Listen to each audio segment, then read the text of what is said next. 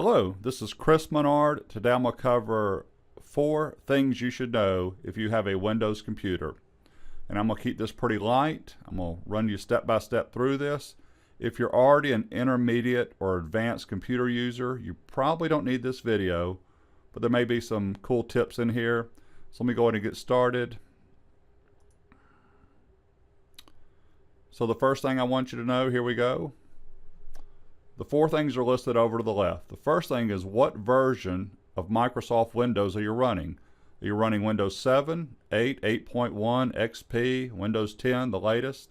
Here's how you find out. And I've got this keyboard trick already on the screen for you.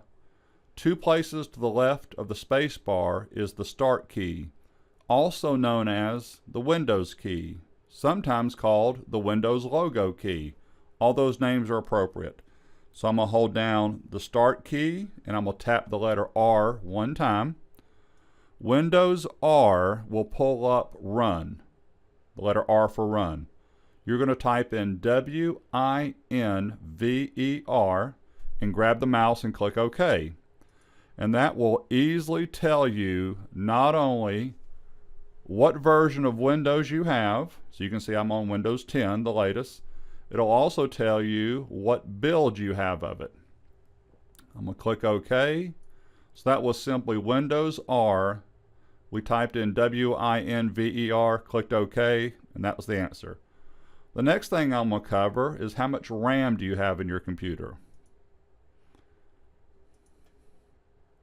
There's the Windows R key. There's just a reminder. To find out how much RAM, this keyboard shortcut number 2, you'll need the rest of your life. I'm going to hold down the Windows key and tap the letter E. It pulls up File Explorer.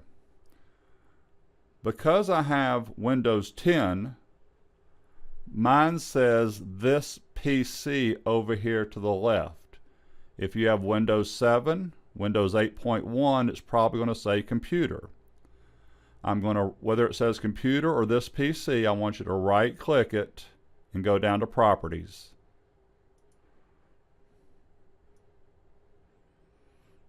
That will not only tell you what version of Windows you're on, but it doesn't tell you what build you're on.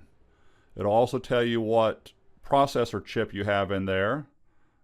That is actually important, but it's nothing too important. It's not on my list. But next below that, I have 16 gig of RAM in my computer right here.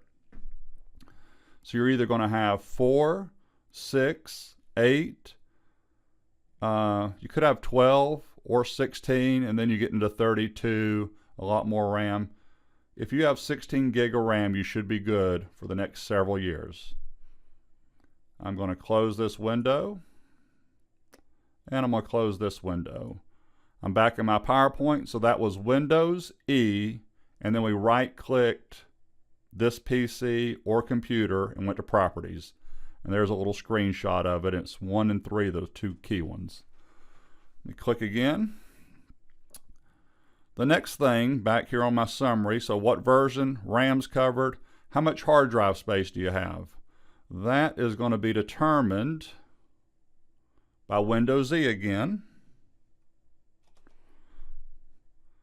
Notice I'm going to click on this PC, so you would click on Computer if you don't have my version.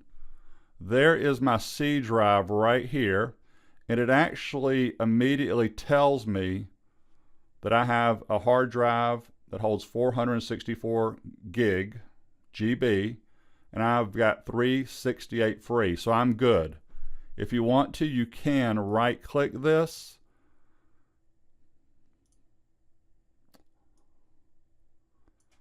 If you can, I'm recording, so it went off my screen just to show you can right-click on the C drive and go click Properties at the bottom, and that will pull up this window right here, and it gives you a little chart down there. Free space 368, total 464. You may get different answers on this, but the question is, how much free space should I have on my computer? Well, that leads into a bunch of different questions. What type of hard drive do you have? Do you have an SSD? So I don't want to get down into the weeds today. So I'm going to just tell you this. I recommend at least 25% free, but the more free, in general, the better off you are. So, and hard drives can be 250, 500, 750, 1,000, even larger. That's usually in GB, gigabytes. So I'm good to go for a while. I'm going to close this, and I'm going to do a video in case you're saying, Chris, I just checked my hard drive and I'm at 12%.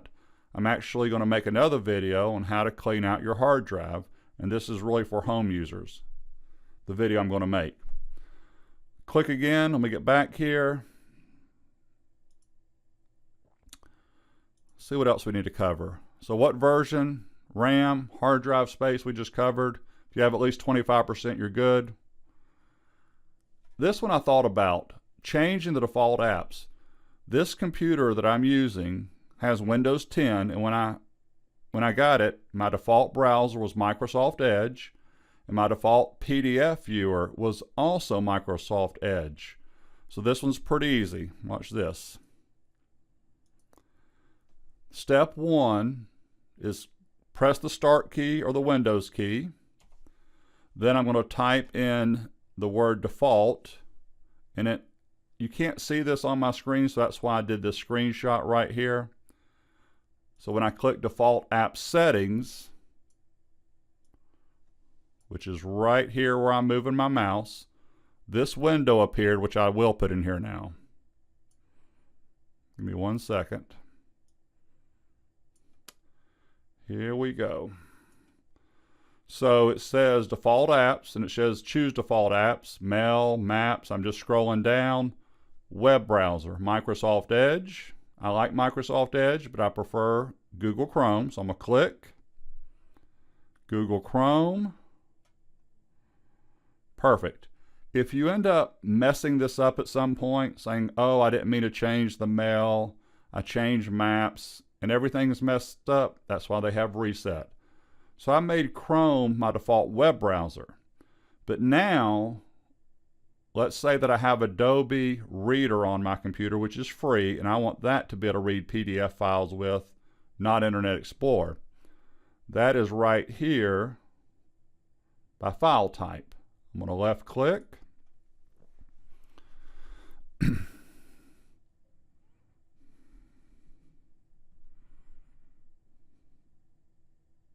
Choose default apps by file type. I know you're tempted, and it's eye-catching to start looking here at these because they have logos and icons, but really a PDF file, that's the key. That's the extension. So over here to the far left is where you want to look.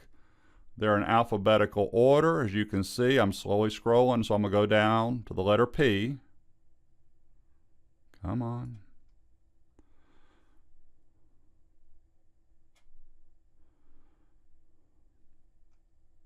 And I'm looking for PDF. Apparently I need to learn the alphabet. There we go.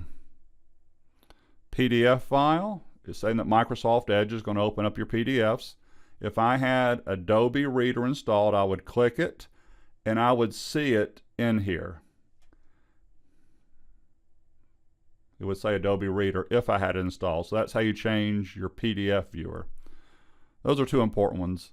That is all I have. Let me close this. Let me click again. So we covered all 4 of these items right here. And those are 4 items you actually should know. I appreciate your time. Have a good week at work.